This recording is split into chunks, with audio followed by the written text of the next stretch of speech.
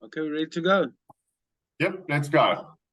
Okay, sorry for that little delay. So good morning to the Western USA and Canada. Good noon to the Eastern USA and Canada. Good evening to the UK. Good evening to South Africa and Israel. Really happy to have you all you people with us today. We decided to have this webinar after a lot of overseas clients turned to us over the last couple of weeks and have been asking questions about what's happening with the Israeli market at the moment. We hear of a lot of people, like really big numbers of people that are ready to make Aliyah. And so there are a lot of questions that are being asked. We decided to do this webinar and invite you people to hear. We've got a lot of great experts on our panel tonight. I'll introduce them to you. So we've got Mr. Amos Naim, beg your pardon, who's the CEO of Keller Williams Israel. And he'll talk about the real estate market in Israel. We have Mr. Mark Rees of Private Banking International Activities United Mizrahi Tvachot Bank. And I'm sure most of you know Mark, and it's always a pleasure to hear Mark talking. And then we've got Mrs. Tanya Well-Kuchal, expert real estate lawyer in Israel, and she'll be giving her input. And then you can see my two partners, Selwyn Hay and Darren Rich. Hopefully our third partner will be joining us further on, and they'll be talking also about different projects and different things that are happening in Israel. Not easy days in Israel at the moment, but we are 100% sure that we'll all come out of this much more stronger and much more united. Of course, we send a prayer to the immediate release of all our hostages and a huge hug to all those who've lost their loved ones, and our full condolences, and may their memories be blessed forever. This is really a time that none of us over here sitting around this panel have ever known before. No one in Israel has ever known a situation like this. At the end of the webinar, we'll be free to take any questions and answer. Darren, there will be he'll be controlling any questions and answers. So everyone wants to stay, and after you've heard everything, you're very welcome to ask any questions and answer. You can email them in the meantime, or you can write at the bottom of the Q&A. There's a Q&A area to write them. So you're very welcome to ask your questions. We're going to start off with a short clip. Just want to show you a bit of the stuff that we've been doing, all of us at Keller Williams. We've been doing over the last month since the beginning of the war, doing as much work as we can towards our soldiers and towards all the people of the north and the south. So if you don't mind just showing just a short clip of what we've been doing. And this is a very, very big thanks to a lot of the people who are on the webinar tonight, who've supported this together with us and other people. And we've managed to really do amazing things for everybody.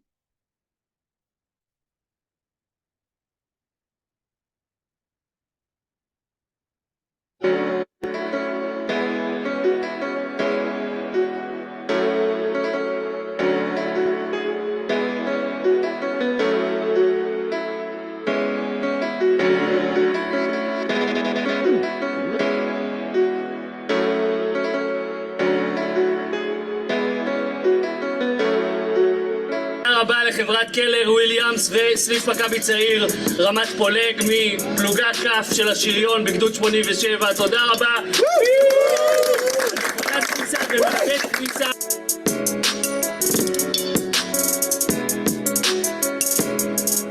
חיילי צה"ל היקרים, עשינו לכם אלפי קרובי קלו, אוטוטו יורדים אליכם לדרום ולצפון.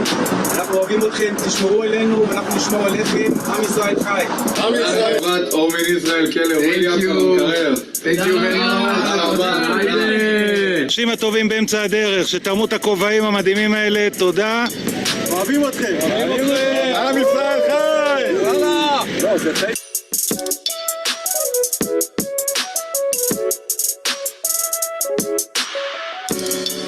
תודה רבה לכם לכל המשלוחים, אוהבים, חבקים אתכם לאחור, שומרים עליכם, ותודה רבה לכם הביתה. תודה רבה, תודה רבה.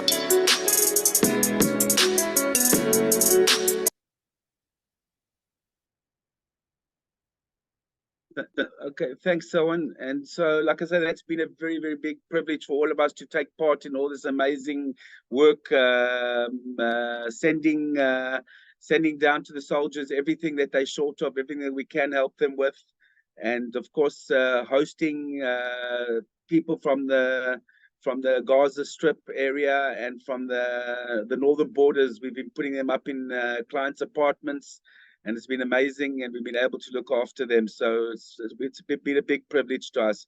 So seeing that Eyal hasn't joined us yet, I'm going to skip and I'm going to start, Mark, if you don't mind, introducing again Mr. Mark Rees, Private Banking and International Activities of the United Mizrahi Tefachot Bank. So Mark, stage is yours, please. Unmute.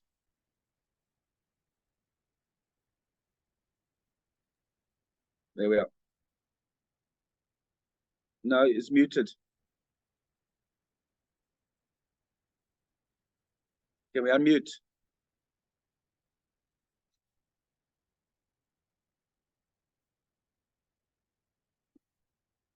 Mark, can you unmute? There we are. I did unmute, but I think one of you have to. Can you hear me now? Yeah.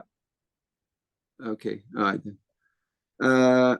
So I've got, again, what I think I'll do is I'll speak for like 10, 12, 13, 40 minutes or until someone says to stop. Because obviously the questions at the end, I suppose, are more important. First of all, good evening. It was very nice to see the video that you prepared just now, guys. And it's a pleasure always to work with you. And it's amazing to see the great work that you've been doing. These are indeed difficult times here. I'm sitting here in my office actually, and it's quite strange sitting in my office, but looking at my background being the seafront of Tel Aviv or wherever it is. So thanks for providing that as the highlight of my day. Okay, I'll get straight into things here. I just want to give a little bit of a background. I'll talk a little bit about where we are today, but the importance of the background as to where we are today. We'll relate a little bit to the currency in the markets, a little bit to current events. I'll tell you a little bit about what some of our clients are doing and how they're reacting to these type of events, predominantly from the real estate business. And then we'll talk about the real estate a little bit and the mortgages and what the bank does in general. Just 2 words on me. Yeah, my name is Mark Rees. I've been here for over 15 years. I was particularly touched by your video. I also have a daughter, in fact, who's an officer in the army. And therefore, seeing the good work that you've done, we all benefit from it. So thanks for that. Most of my career was in Citibank. I've been now in Israel the last, 15 years or more.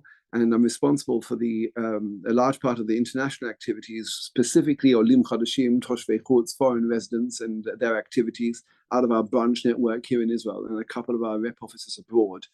And it's a pleasure to speak to you from Mizrahi Tefachot Bank. Just to tell you where we are today and how we got here. First of all, we're talking about a country, for those that are from the States, which is as big as New Jersey. That's what we're talking about here. And for those of you who are from England, it's as big as Wales. And there's about 7.2 million Jews here and about 9.9 total population. So about 2.7, 2.8 non-Jews here as well. This tiny country, out of a total set of countries of around 200. Just to give you again a bit of perspective, the US has got 340 million people, Germany 85 million people, India 1.4 billion, China 1.4 billion. To cut a long story short, we're tiny. And from the Jewish perspective, actually, we hit a bit of a milestone last year in that Israel is now by far the largest Jewish community, but we're still not the majority of Jews. So out of around 15.5 million Jews worldwide, we're about 7.2 million here, and between 5 and 6 million in the States, and after that, about 500,000 Jews in France, and about 400,000 in Canada, and 300,000 in the UK. Why is this important to know? Because it puts things into perspective. Because a lot of the demand that we'll be seeing from our particular type of the business will come from abroad. One of the meetings I had earlier today was actually reviewing what's going on in different countries. Just this afternoon, there was about what is estimated as around 100,000 people are now marching around Paris, but actually in support of Israel and against anti-Semitism. What we saw in London just yesterday on Cenotaph Day was similar numbers, but against actually. And it's very, very difficult seeing what's going on abroad. Just to get onto the economy very quickly, we are, this tiny small country, we are around $500 billion economy. That's a GDP. The GDP is basically defined as the total value of goods and services that are created, by the people in this country. So out of 200 countries, that is 27 out of 200 countries, again, from a country the size of New Jersey and Wales. The GDP per capita, in other words, per person, is even more interesting. We are now number 11. So this tiny country is number 11 out of 200 in GDP per capita. That is about $55,000 a year. Just to give you an idea, that in America, that equivalent figure is $75,000. In Germany, it's $34,000. In the UK, it's $45,000. In Canada, $55,000. So we are along the lines of Canada in terms of GDP per capita. That is what we have managed to achieve in this small country. The unemployment rate here, by any stretch of the imagination, is about, or by any definition from any economics class, is 3.18% currently. And again, to compare that, in America, it's 3.7%. And to compare that with all the EU countries, it's about 6.5%. The final number I want to give you as a background is the age demographic. And this I've always found to be incredible from the Israeli perspective. The age between 0 and 14, the population of Israel between 0 and 14 is 26%. The population over the age of 64 is 12%. So over double the amount of people are between 0 and 14 as they are retirees. And the middle, 15 to 64, is 61%. Just to compare that with the EU, it's exactly the opposite. EU meaning the European Union. 15% of the population are less than the age of 14, and 20% of the population are greater than 64. In other words, half. And there's more people who are retiring than they are younger. And this is reflected by the fertility rates, which we all know are very, very low around the Western world. And yet in Israel, it seems to be higher for obvious reasons, actually. But again, the EU, 15% 0 to 14, the US, 18% 0 to 14. What is this saying? Bottom line is, this country is a young country. There will be no actuarial problems going ahead because there's going to be more people going into the workforce than those that are retiring. And all this is speaking well of the economy. But then now we have to face what we're up to now. I suppose it's impossible to give a review without looking, I suppose, at what's happened before the war. Before the war, we were plagued, as it were, by the almost on a daily, if not weekly basis, or weekly, if not daily basis, with all the agony over the legal reform. And you would have seen from wherever you are around the world, the split, the disunity, as it were, of the country in terms of the legal reform. And that also had a small impact on the economy in that some people were getting really nervous. And there were some people actually who were willing to take money out because they weren't sure which way this country or which way the economy was going to go. And then you had the fall of Credit Suisse. And then you had the fall of Silicon Valley Bank. And then you had the banking crisis, where suddenly all the money was coming back because there was a lot of Israeli money, especially in Silicon Valley Bank. There's a hell of a lot of Jewish and Israeli money in Credit Suisse. And because the European banks and the American banks were going through a real terrible crisis themselves, and that just shows you the volatility of whether people see Israel as a safe haven or not a safe haven. But anyway, all that was before this Simchat Torah, where things changed with the war that we currently find ourselves in. The currency, I want to relate a little bit to the currency. In the last 15 years, the shekel has been the strongest currency by far, and for obvious reasons. We all read about every 6 months, every 3 months, almost on a weekly basis, the incredible exits, Mobileye, Intel, who would buy, Waze. So many Israeli companies were multi-billion-dollar exits, and each one of those exits, ultimately, the money paid, say $15 billion for Mobileye, would be somehow or other at the end of it invested in the shekel by paying for the research and development and the employees here in Israel. So all this was very positive for the shekel. And hence, over the last 12 to 15 years, the shekel has been by far the strongest currency. And now we've seen over the last 6 months, since the legal reform, and especially now over the war of the last few weeks, incredible volatility in the shekel. For example, about 2 weeks ago, the shekel against the dollar was about 3.8. It went to about last week 4.1, and now it's down to 3.8. And just to show you the power of just immediate reaction here. When Nasrallah was speaking on Friday, the shekel versus dollar fell. Why? Because it didn't look like he was declaring war on us immediately. And therefore, people were now buying back the shekel. But you can see the volatility.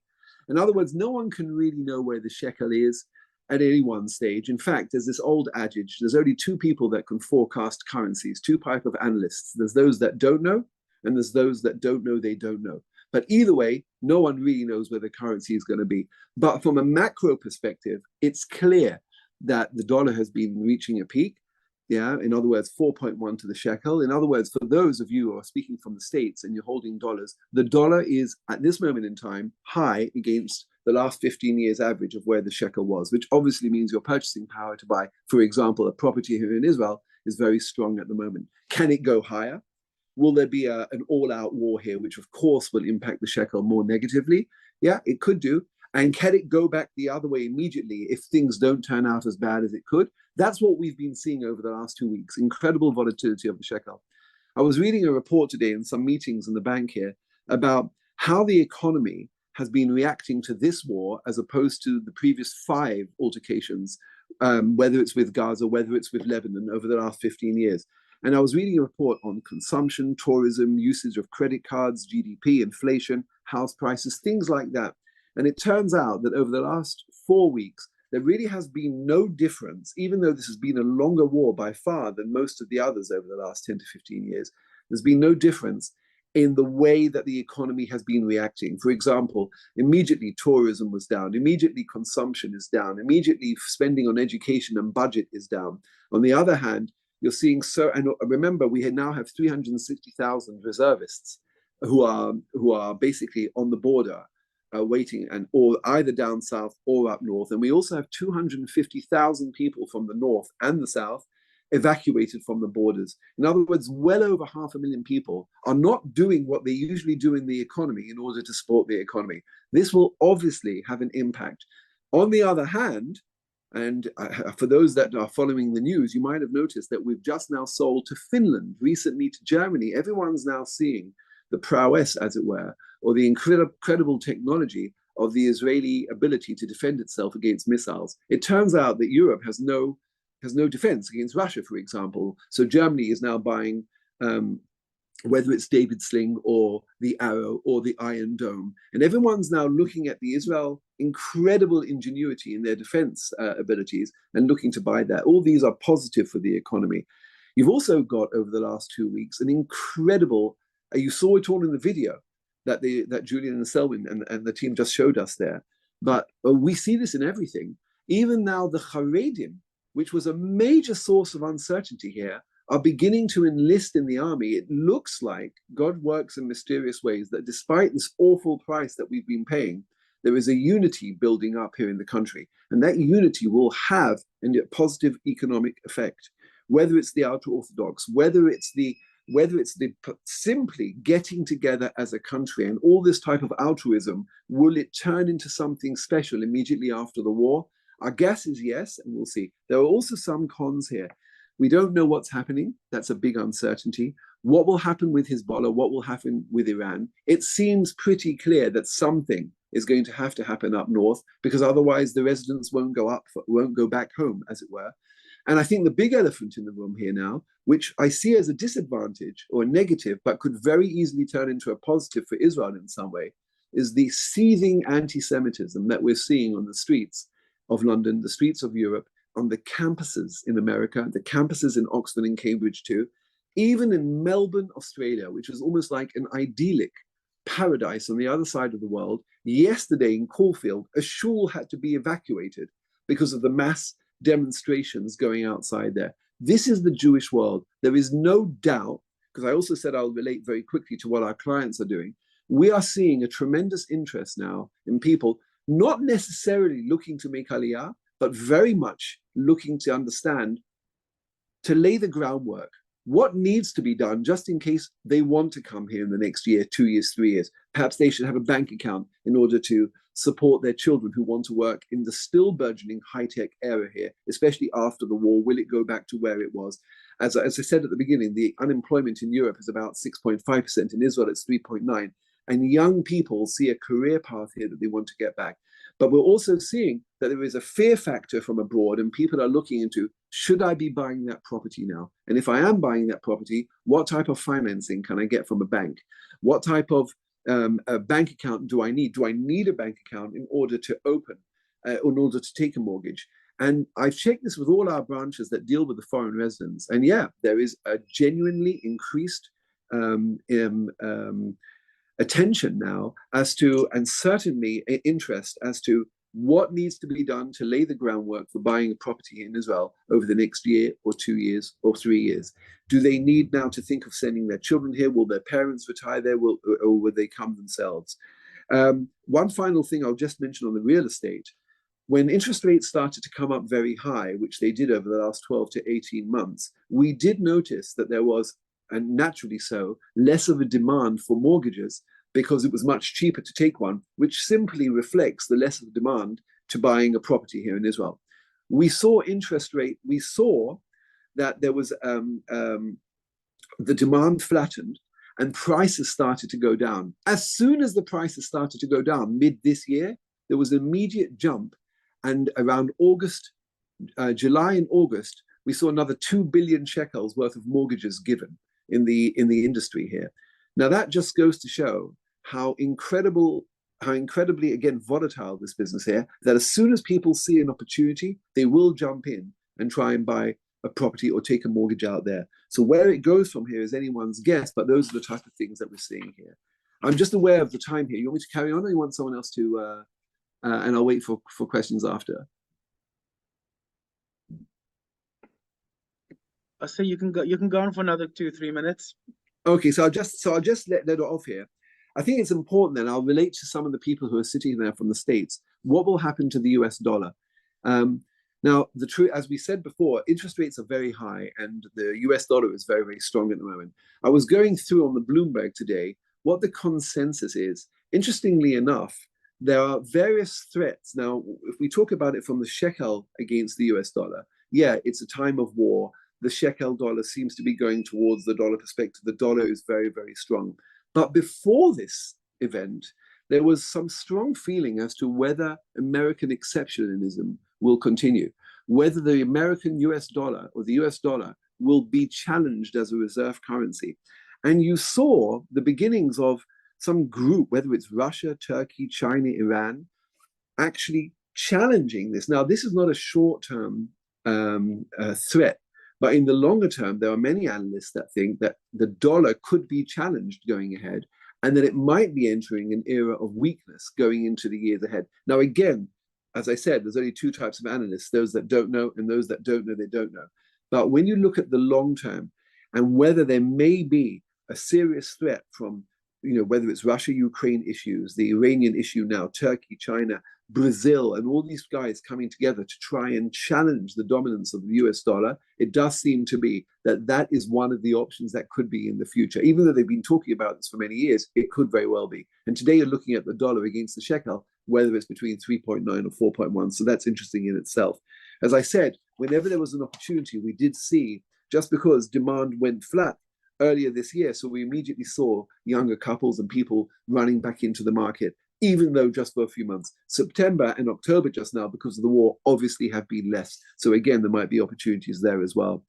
I suppose I'll just add one more thing on the idea of the word mortgage in Israel is slightly different to what the word mortgage might be abroad. And that's why it's always worth speaking to a banker. In England, for example, the mortgages are for 5, 6, 7 years, and you have to refinance every period of time. In Israel, you can get a mortgage for 25 to 30 years, up until the age of 85 years.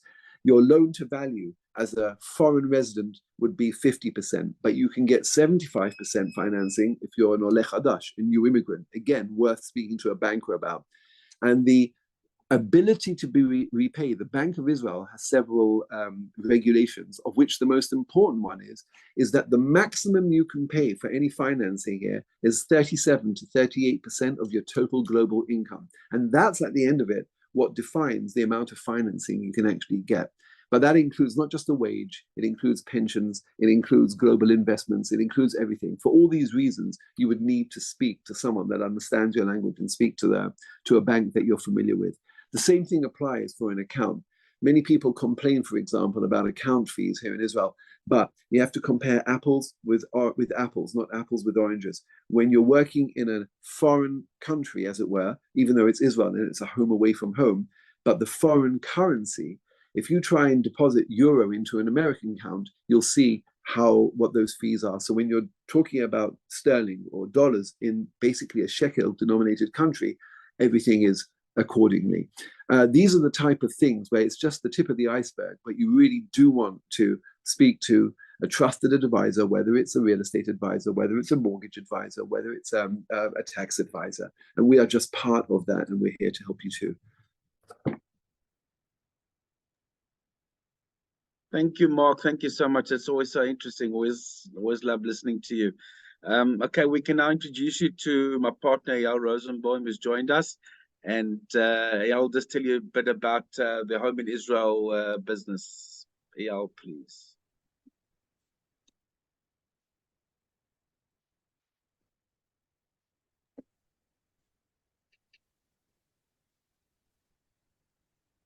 Hi, guys. So I had a bit of a technicality at the beginning, but I'm all with you now. So I'll just give you briefly a few words about us, Home in Israel, who we are, how we came here, what we brought up, and let's go. So Home in Israel was established in 2001 by 4 partners, which you see out here on the screen. It's Julian, Darren, Selwyn, and myself. Julian and Selwyn are both South Africans originally, and Darren came up to us from Manchester, from England. And basically our main objective was to find the right way for Jews all over the world to have an easy landing here in Israel and to get all the information that people could need and ask for, basically creating a bridge and a soft landing. We have 25 professional agents specializing in all areas of Netanya and its surroundings. Our unique expertise, like I said before, is working with foreign clients, making aliyah, helping investors, doing all the things around what you need to do when you're coming over to Israel.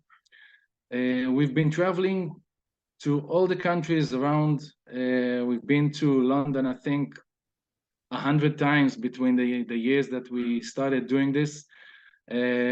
South Africa, the States, Canada. We've had groups going to France.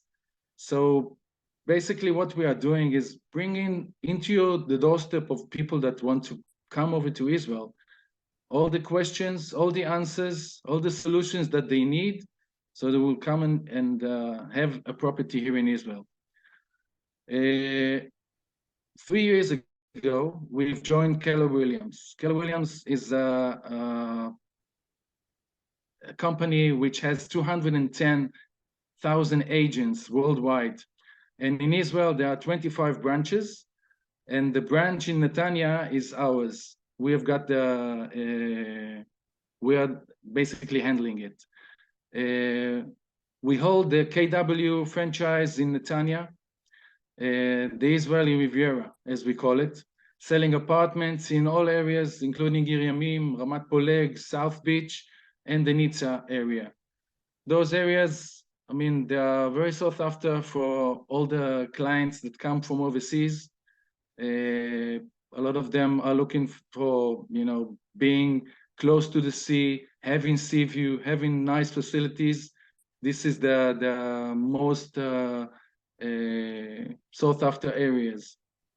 Our 4 main objectives is reselling properties, renting properties, marketing new projects, and property management. Basically, from the beginning to the end, when people need to ask all the questions, on how it's being done legally, how it's being done financially, which properties should they purchase, and whatever their needs are. We have been doing this for all this time, and people are basically trusting us to find them the right apartment, the right asset, and that's what we do for them. The projects we market are all over Israel, specializing in Netanya, Tel Aviv, Jerusalem, Ra'anana, and Hadera. We're in touch with the biggest companies all over Israel. I would have to say that the ones that we suggest to our clients are always companies that have gone through a basic due diligence that we are doing, making sure that whoever is buying and purchasing an asset through us with those companies wouldn't have any surprises, okay? And obviously, it's our responsibility to help people to do the right choices. One thing I want to add up at the end is that during the war, our main objective was concentrating on helping families from the borderlines, from the border towns in the north and in the south, looking after our soldiers. And I think something like 30 apartments that are owned by our clients from overseas that we manage.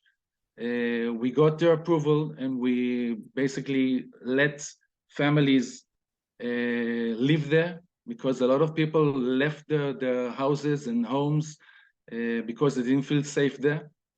We are taking care of them. We allow them to use them. For the soldiers, we've had huge amount of response from our clients, which donated money, and we bought stuff for soldiers, packed up boxes for them, send them over to the front. Stuff that you know, you never think that you would need to do, but obviously everybody put their hands and then know how into working this out. So this is us in general, and I will give my the host to move on. Thank you, Eyal. Thank you. Okay, so now I'm Jishu once again to Amos Naim. Amos is the CEO and owner of Keller Williams Israel.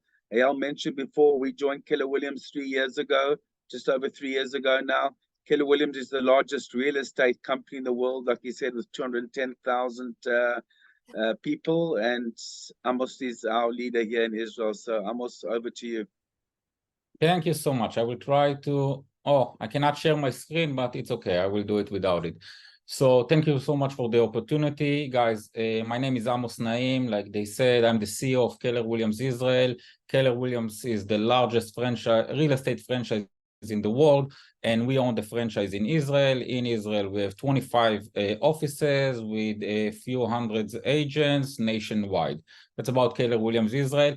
Let's talk a little bit about the real estate market. I will try to take what Mark said and what Eyal said and try to put it into perspective of the real estate market. So if we are talking historically about the real estate market in Israel, it's always been one of the strongest real estate markets in the world. Over the last 20 years, we can always talk about the Israeli real estate market as a very, very strong one. Even at the crisis of 2008, the Israeli market was very, very strong and maintained its position.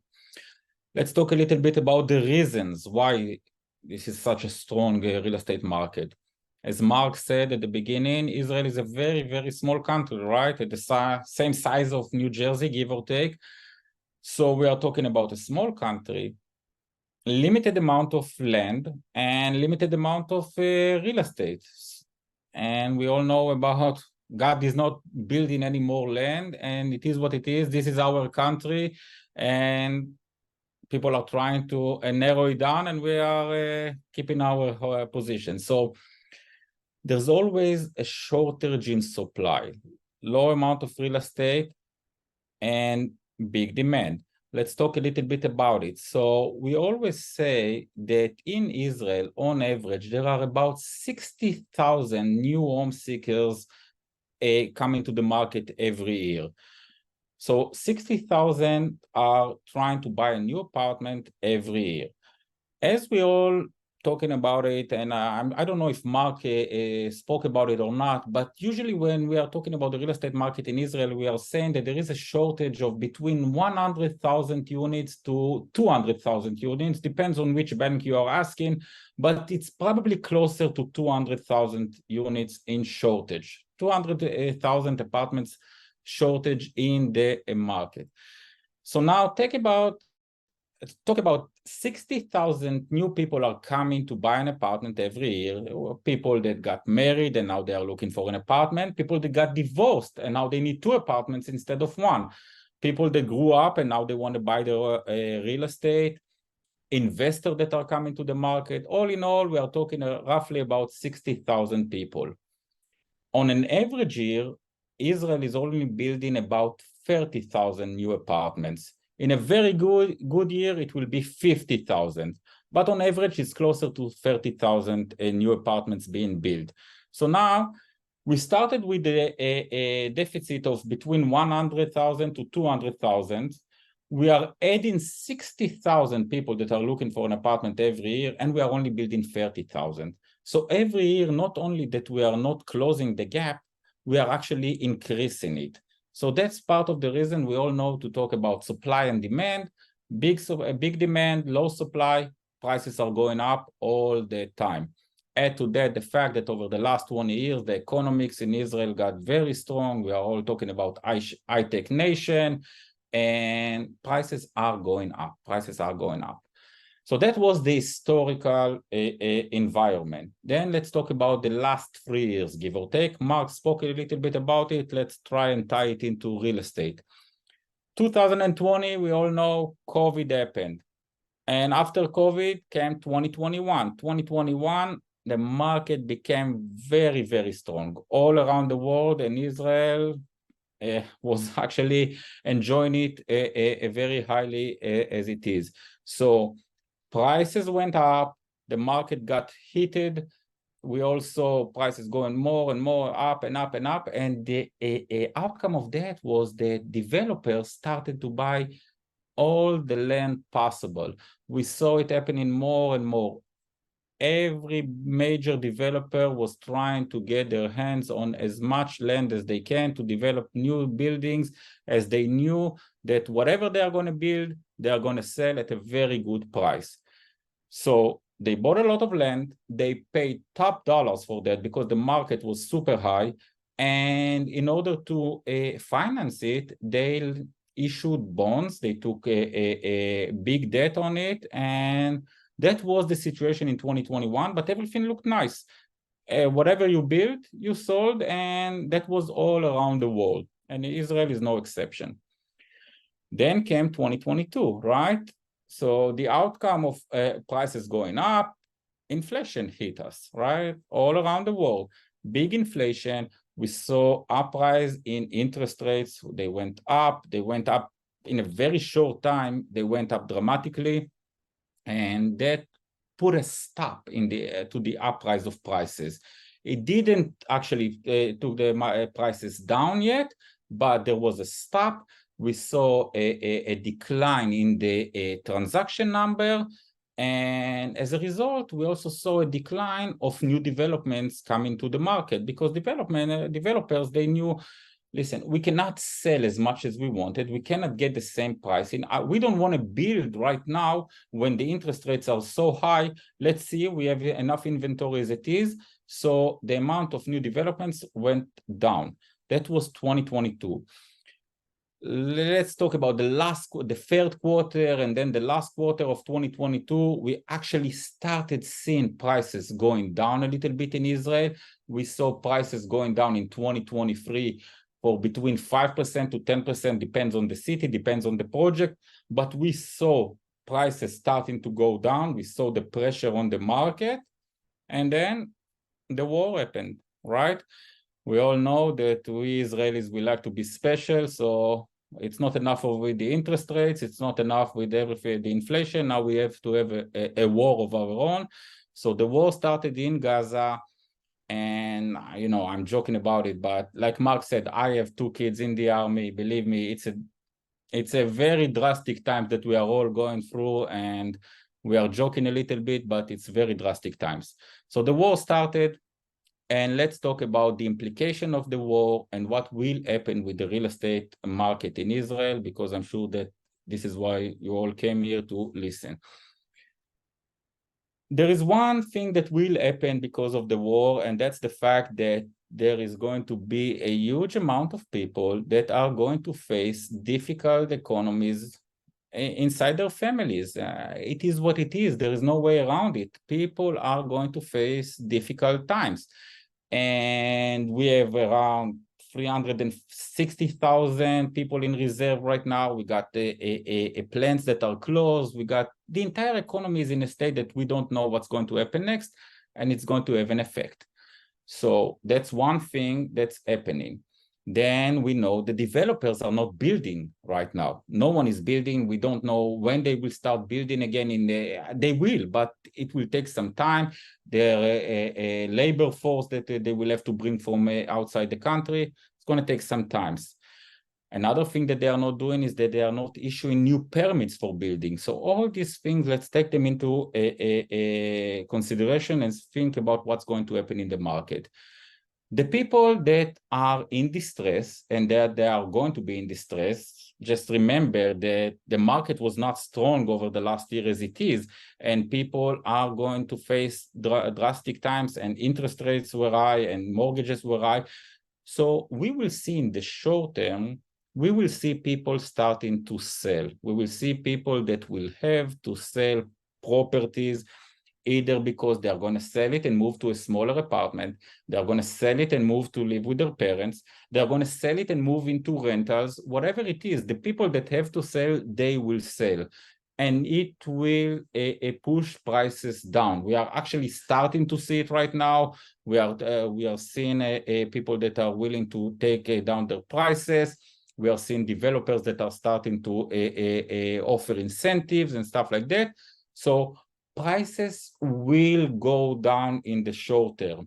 And if you remember what I said when I started, the Israeli market was always so strong and always going up. So this is actually an opportunity. In the short term, there is going to be a buyer's market. There is going to be a buyer's market, and that's inevitable. So in the short term, there are going to be opportunities. Then let's talk about the long term. In the long term, the people that had to sell, they already sold their apartments. Investors are already buying. We all know the saying, when there's blood on the streets, that's the time to buy. So that's going to be in the short term. Then afterwards, we are going to tackle with the same thing that we started with, the shortage in supply. If we say that there is a shortage of 200,000 units, just think about what's going to happen when no one is building right now and no one is issuing new permits right now.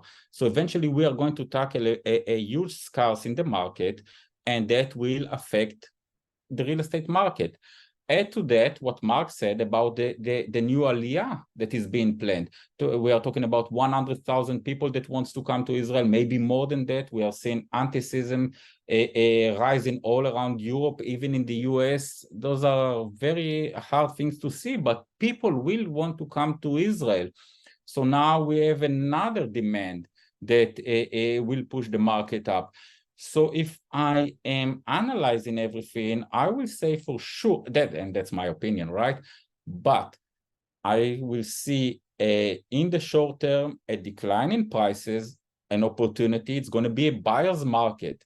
Then in the next, I don't know, when the war is going to end, take 8 months after that, maybe 1 year, we will see an uprise in prices. We will see an uprise in prices. We will see all the people that will come to buy, and they will push prices up.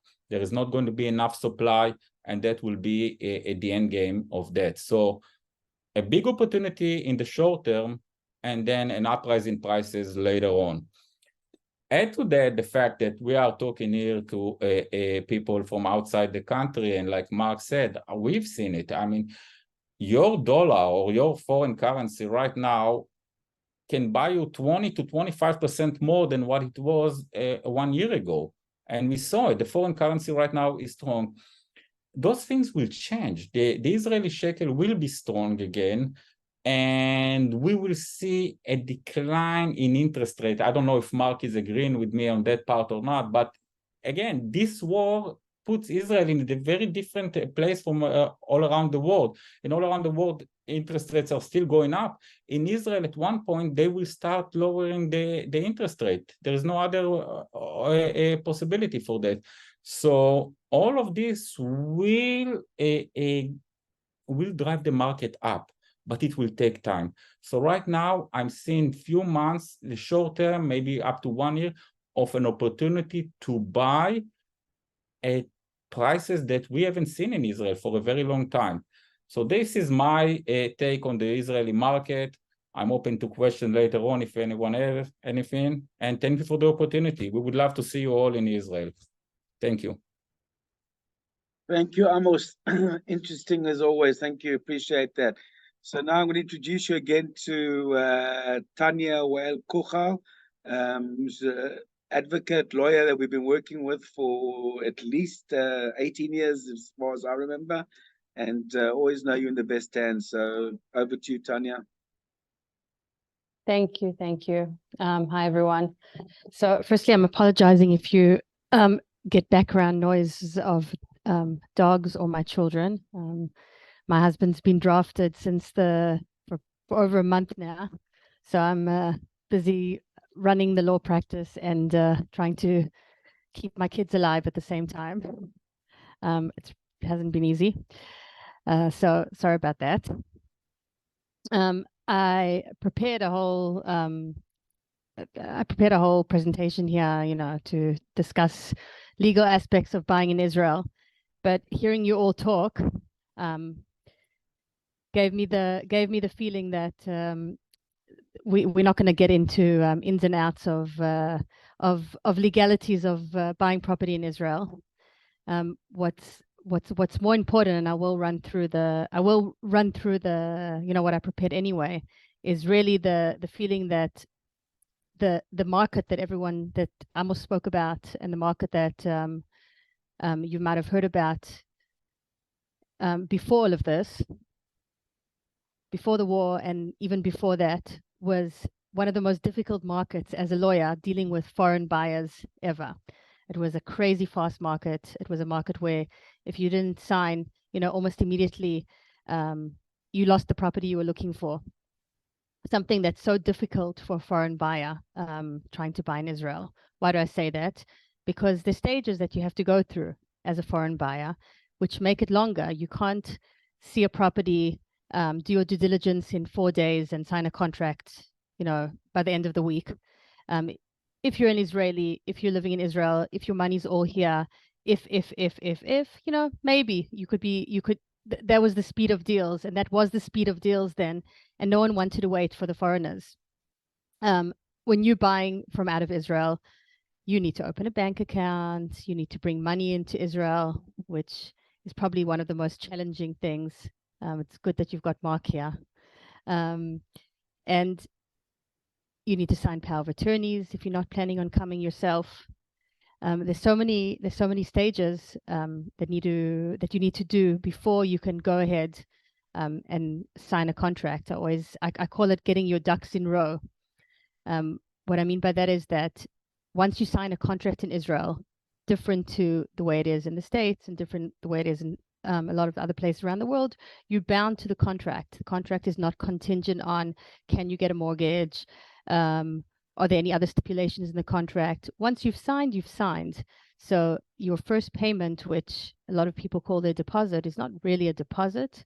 It's actually just, an installment for the property that you're purchasing.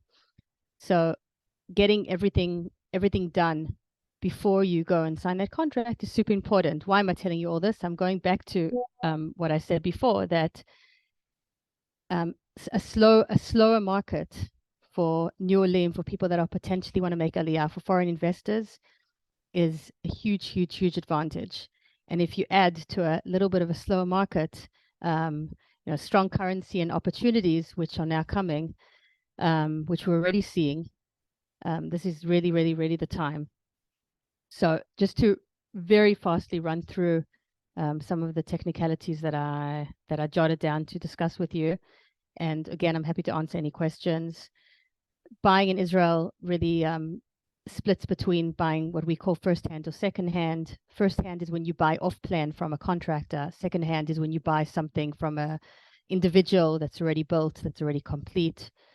In both situations, you'll need to do your due diligence, as I mentioned, and everything has to be in line before you go and sign that contract.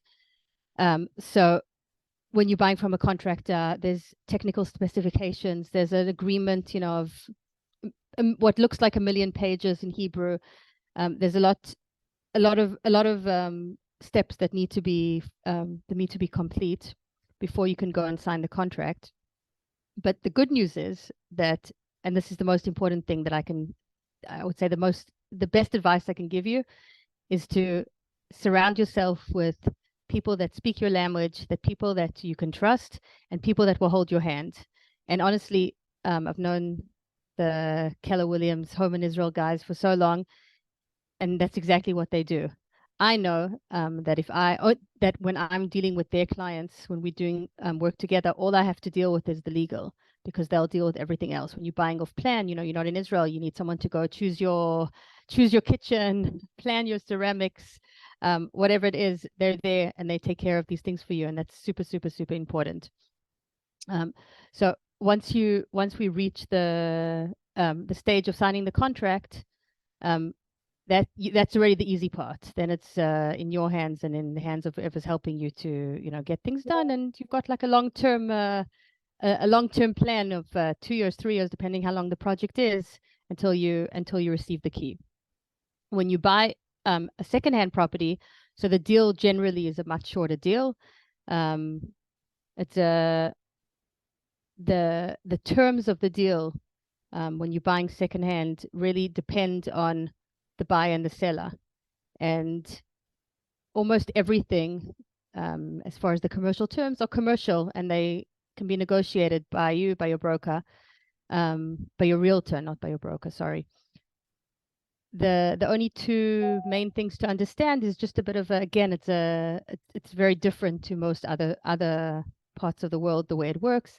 Again, when you sign the contract, you've signed the contract. It's not contingent on you finding a mortgage. The money's not held, all the money is not held in escrow, which is probably the strangest concept for anyone buying, especially from the States. Your money goes directly to the seller, almost like, I think the most common comment I receive is, what, I'm giving them a interest-free loan for 6 months. So yes, that's the way it's done here. When you buy secondhand, you pay in installments. The first installment can be anything between 10 to 30 to 50%, whatever you negotiated when you sign the contract. Final installment will be when you receive the key. Those are the two dates.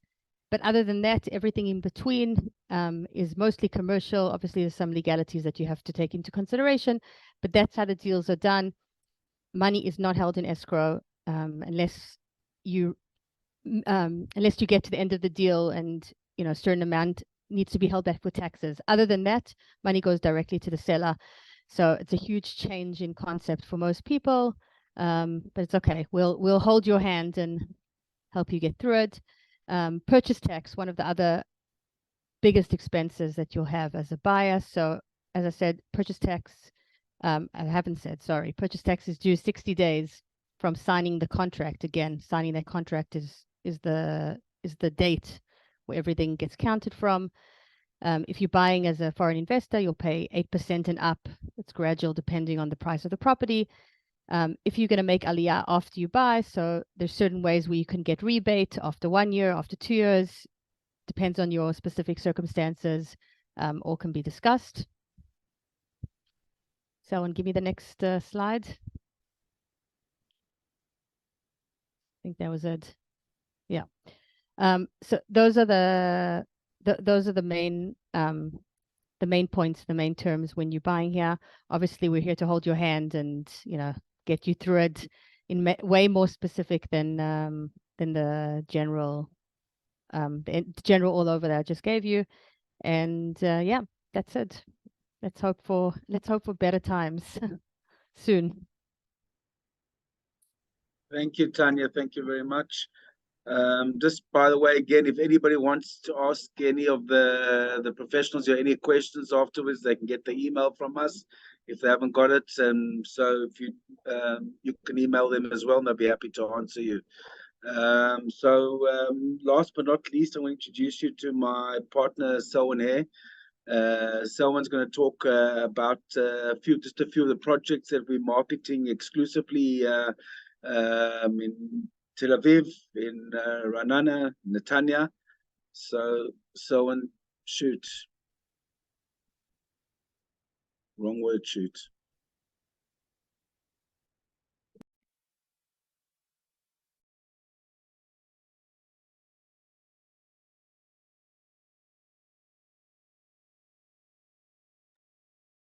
So unmute yourself.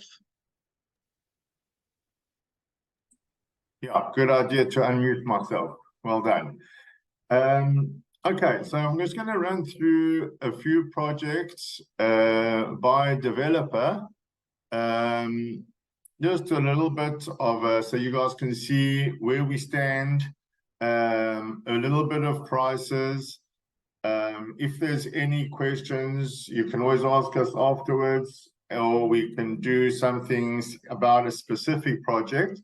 The important thing that I want to make clear over here is that we're not actually, we're selling projects, not a specific project. In other words, we're selling properties that will suit you and not things that we want to sell or anything like that. So there's a basket and the prices range from the high end to the bottom end. But at the end of the day, it's going to suit you. It's not what suits us. It's at the end of the day, it's all about you. So I'm going to start off with this project that's actually in our back garden in Netanya. It's a project by Africa Israel. It's the Savion Gardens. It is a project that is being built in the 542 area. It's a new area of Netanya with 3, 4, 5-room apartments, many penthouses. We're looking at approximately 28,000 shekels per square meter. And our occupancy is the beginning of 2028, January 2028.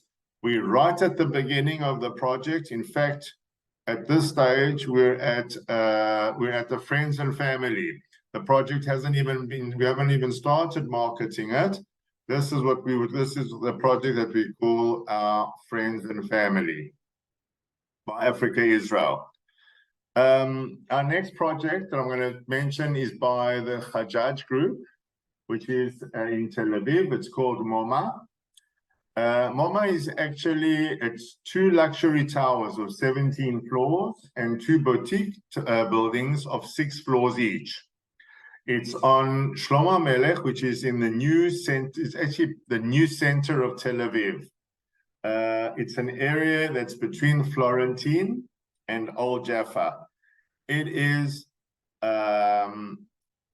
it's basically got whatever you need with all the amenities of a gym, leisure area, coffee area, shops, chef restaurants, underground parking, which by the way in Tel Aviv is a huge thing today. So there too, we have 4 and 5 room apartments. Our average prices over there, we're looking at about between 54 to 65,000 shekels per square meter. Our occupancy over here is approximately in 18 months. Definitely something that's worth looking at. Okay, we here have a project that's in Renana by Briga. This is in the southern part of Renana, just off Ben Gurion Street, for those of you who know, where we have 5 buildings, 3 on the east of or 3 on the east side of Ben Gurion, and 2 on the west side of Ben Gurion, round about the 8 stories. Great location, 3, 4, 5-room apartments, starting off at round about the 34,000 shekels per square meter, looking at occupancy towards August 2025.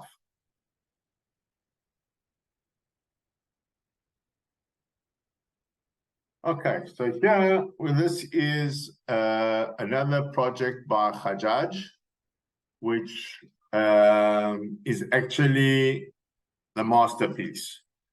This is a tower of 46 floors in the Bavli neighborhood, for those of you who know where it is.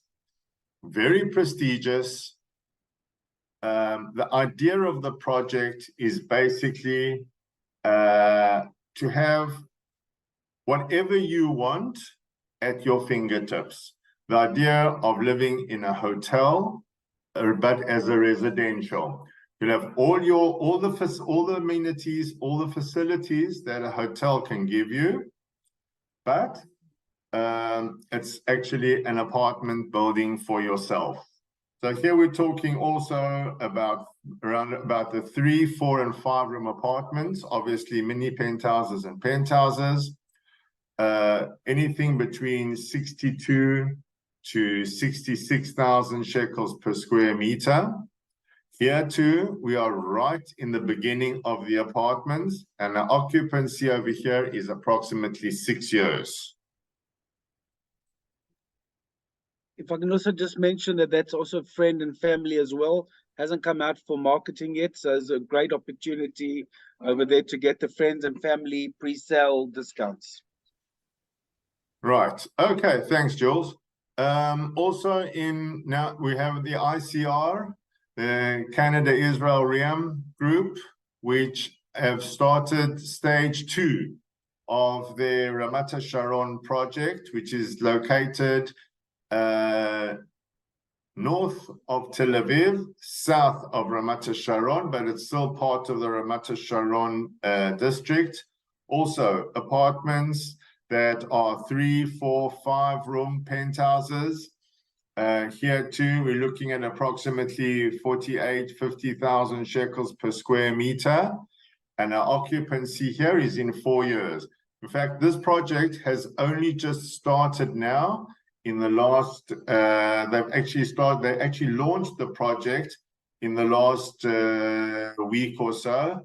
A lot of questions, should we, shouldn't we, yes, war, not war, but we've seen that there is definitely a demand.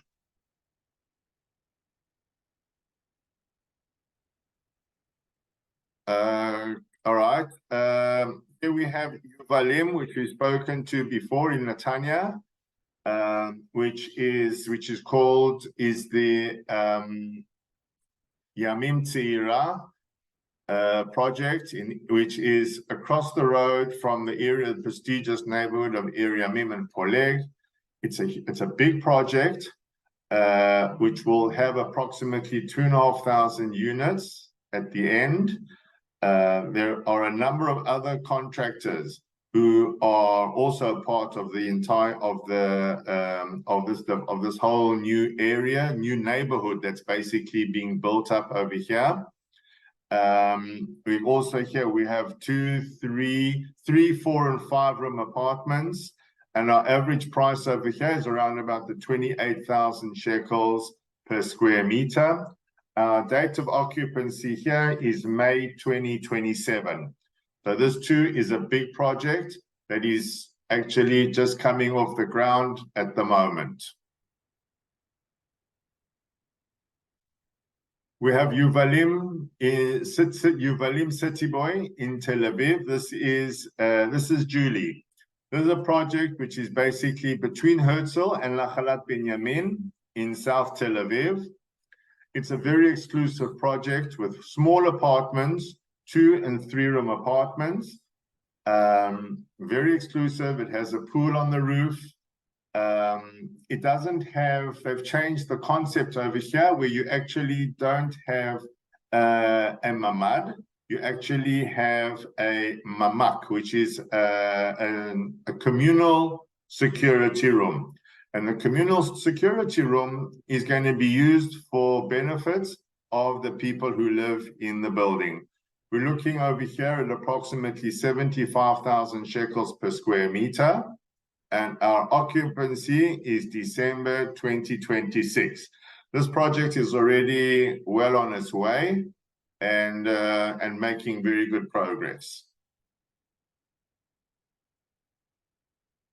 Oh, one sec. So for those who want the center of Tel Aviv, we have Yuvalim, which is on LMB 100.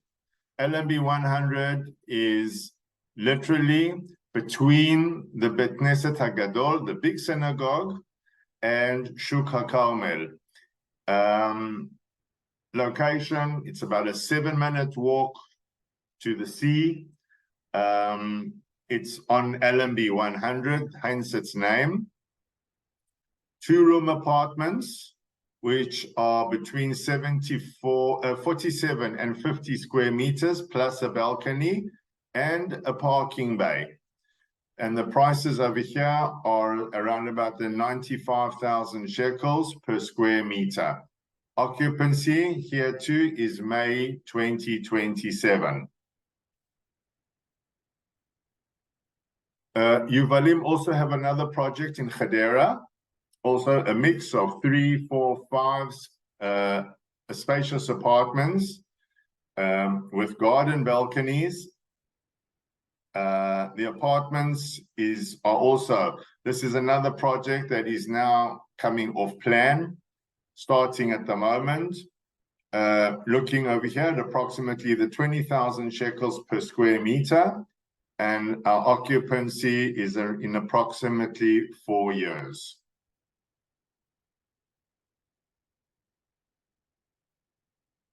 Okay, that's it from me. If you have any particular questions, we'll be happy to answer you. We can speak about any specific project. If there's any project that is of interest, we'll be happy to elaborate and to go more into detail.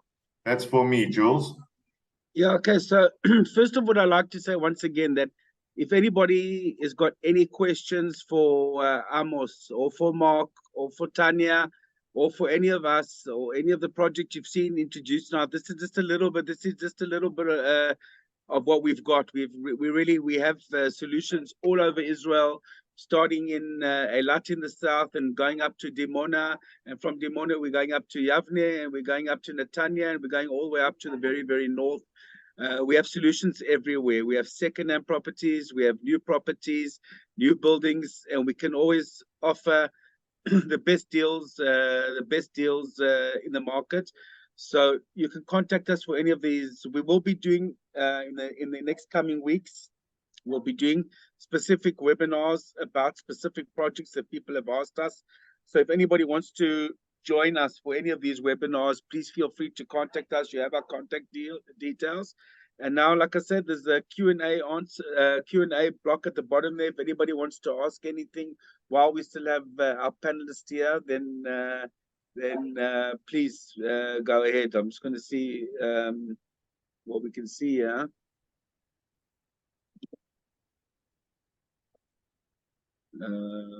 I don't see anything at the moment. Darren, you said you got some questions.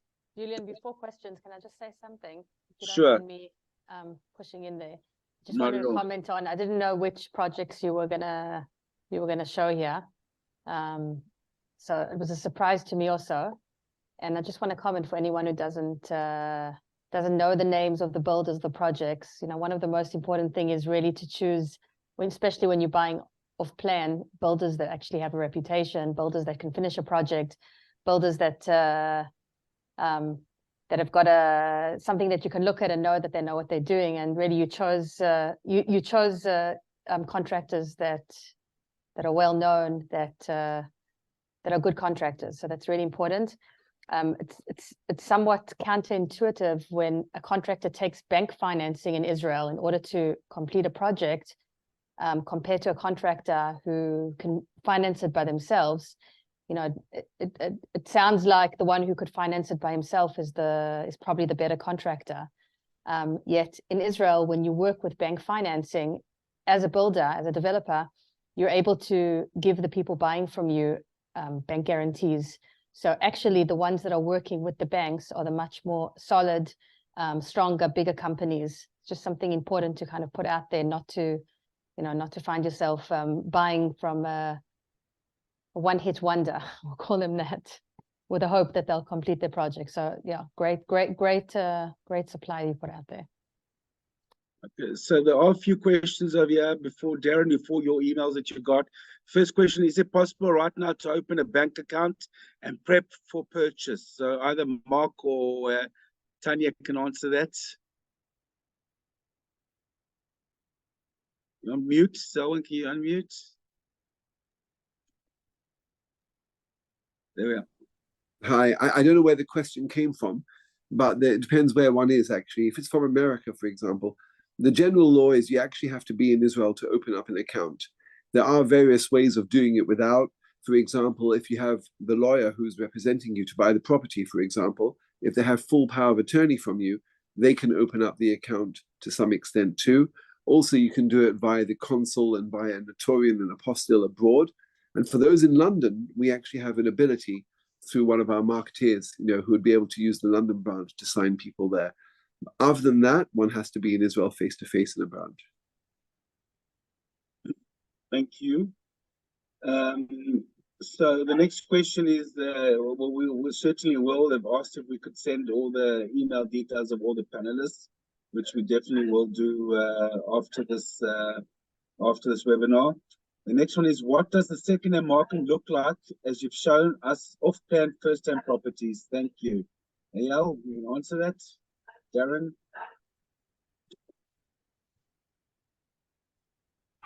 Open up. You're muted, guys. What's looking in the second-hand market? Darren, Eyal? Darren? You unmute yourself. Okay. Hi, everybody. First time I've spoken this evening. It's nice to see a lot of familiar names, although I can't see the faces, but I can see a lot of familiar names. It's nice to see everybody, and thank you for joining us. So regarding the second-hand market, which is a big strength of ours, depending on who's buying or who's looking, a lot of aliyah is happening at the minute. Even this last week, the phones seem to have started going a lot from America, from London, from Switzerland, from all over, inquiring about aliyah and where to start.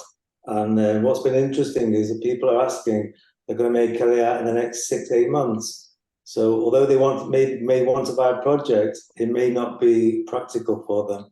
So they're looking to buy a resale home, something that they can take possession of, maybe renovate or not. So we always have rental. We always have resale homes, all different budgets. If it's not one, it's another one. We always have. What we don't have, we will find you. We will look after you from A to Z. We hold your hand through the whole process. We work very closely with the lawyers to make sure that nothing falls between the cracks, and mistakes don't get made with us. Okay, we've got a lot of past clients on this webinar tonight, and they can all vouch for us. So if it's a city that's outside of Netanya, we will work with an agent from a different Keller Williams office. We will manage everything, so we will still stay in control, and we'll make sure that they're being looked after properly. We can't work in resales in every city in Israel. It's just not practical. So we have a big team in Netanya, and we are very experienced in helping people. I hope that answers that question, Joe. Yeah, so basically just like, wherever you're interested, whatever you are interested in, send us an email, and like I said, we'll start it from there, and we'll find you what you're looking for and in your budget. Darren, you got some emails earlier on. Do you want to just ask us? I got one just now. And it says, can I purchase without physically being in Israel? COVID changed the answer to this question when there was no choice, and we didn't really know how to sell without physically being here, without the client physically being here. But when we realized COVID was going on for months and not weeks, we had to find a solution. Thankfully, Zoom came to our rescue, and we started doing Zooms, and people wanted to buy, and we did a lot of Zooms. So most of our COVID time was spent on Zoom. So it started with like get to know each other. About maybe 3 or 4 Zooms later, after going through floor plans and another Zoom with a lawyer, we started selling apartments on Zoom. Okay, even second-hand apartments. These were not cheap apartments. Many of these went to over 20, 25 million shekel homes. So we know how to sell. We know how to sell on Zoom, and we do it with no pressure. We include the lawyer, and it's again like Tanya said. We get all the ducks in a row, and then we're ready to go. When one duck's missing, it causes a problem, and things stall.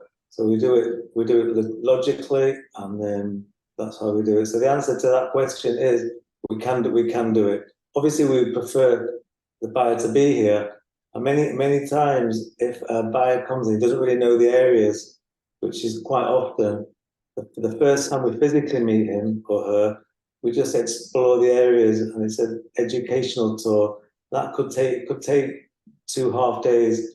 By the end of it, we know exactly which area we want to live in. And from then onwards, we find the apartment, we sort the legal side out. It's all a process. The process has to go in the correct order to do it properly. So I hope that answered. Let me just check any more. We've got a few more questions and answers.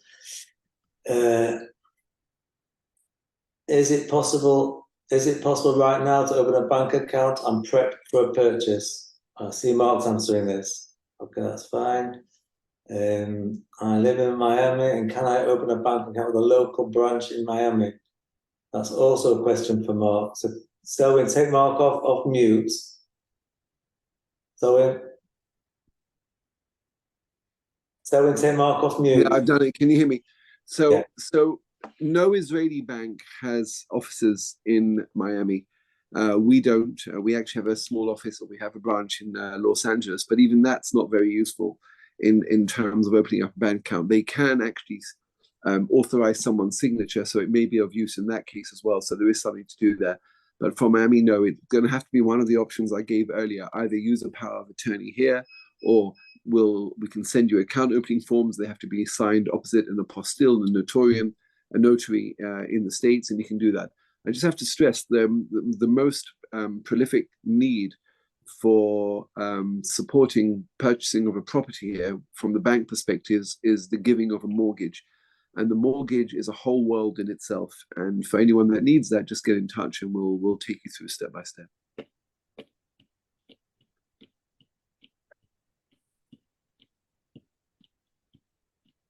I'll say instead all the email addresses and contact details will be passed on to everyone who's registered.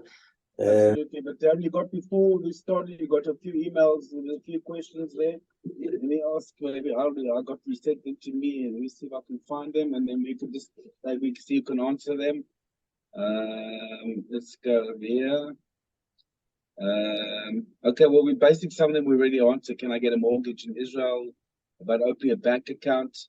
Can I purchase a property without coming to Israel? Done that. You said that, yeah?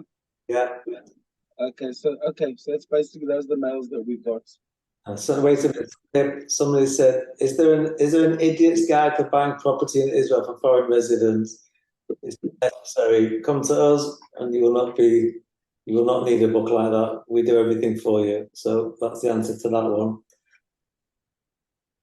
That's true, but we can also send them the book that we do have. We do have a booklet of how to buy property in Israel, and we can send them with pleasure as well. Okay, so a big thank you to Mark Rees, to Amos Naim, Will Kukar for joining us tonight. Thank you all for joining us tonight.